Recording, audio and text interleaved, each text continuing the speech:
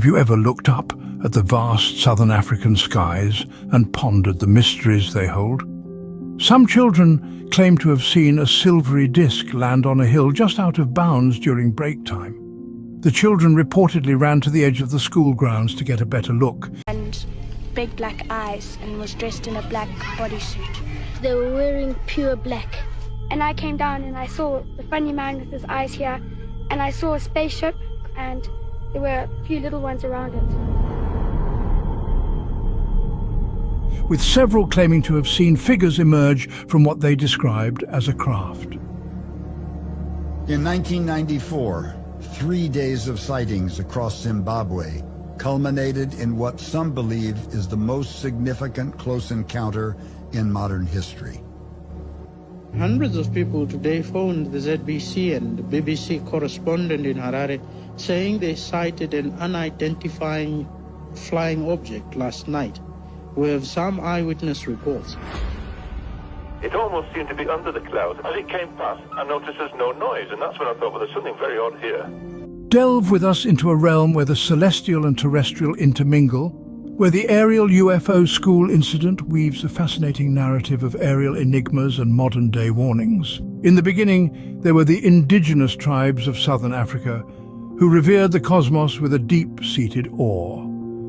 A tradition was born from this reverence, a belief in a cosmic connection that transcends the limits of mere stargazing. This brings us to the ARIEL School playground incident, a normal primary school which had a moment of the fifth kind in their schoolyard.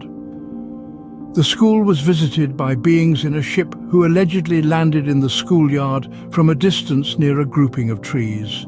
It was quite amazing. It was beautiful. They are saying that Jesus is passing through Africa. That's what they are saying. As we delve into the rich tapestry of southern African mythology, we encounter a pantheon of celestial entities. We interviewed about 64 children in front of the camera. The UFO story that happened. Just say exactly what you want to say, okay?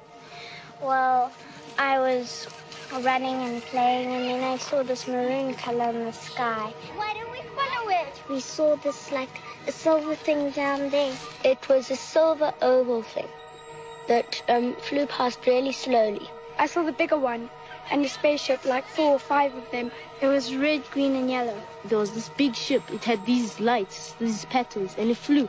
I thought, no, it's not a UFO. And then I looked carefully at it and I thought, maybe. The ARIEL UFO School event suggests that these entities have been observing humanity for eons, subtly influencing the course of history. Why were these creatures willing to interact with so many kids without considering the potential consequences for the wider world? The facts shared by the ARIEL UFO School merge seamlessly with the age-old oral traditions of southern Africa. Let's examine the facts before we see the students' accounts. The ARIEL School UFO sighting occurred at the ARIEL School in Ruwa, Zimbabwe in 1994.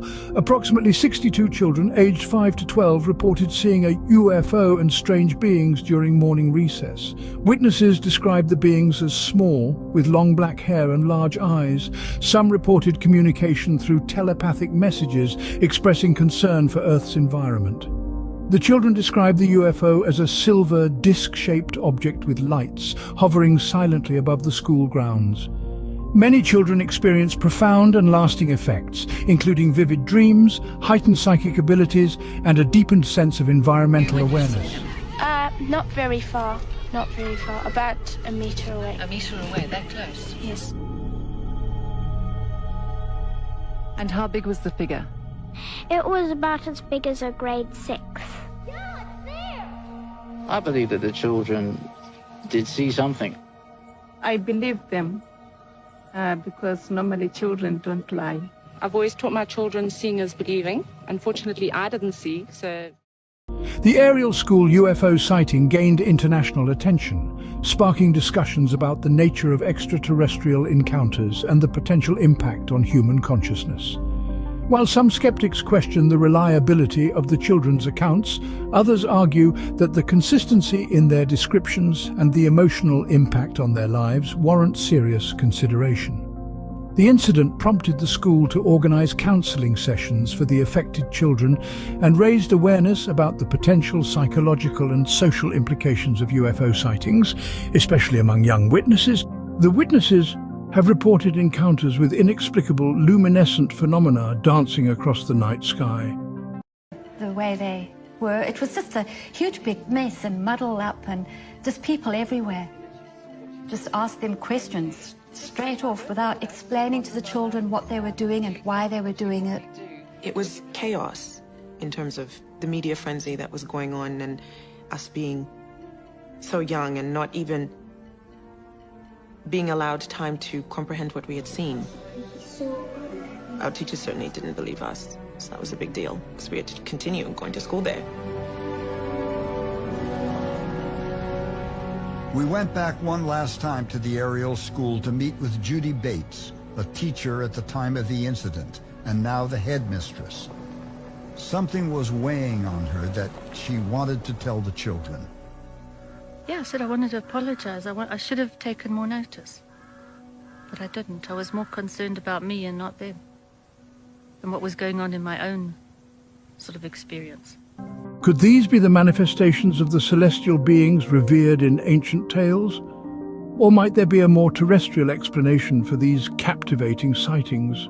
Through testimony collected by John Mack, a UFO investigator and researcher, a new narrative emerged. And if you saw him again, what would you do?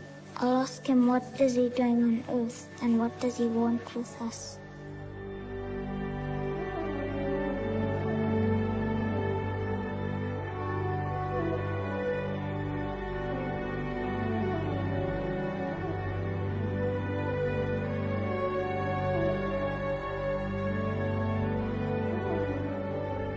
Could the ARIEL UFO School offer a key to a deeper understanding of our shared human narrative, where the celestial and terrestrial realms intertwine in a timeless dance?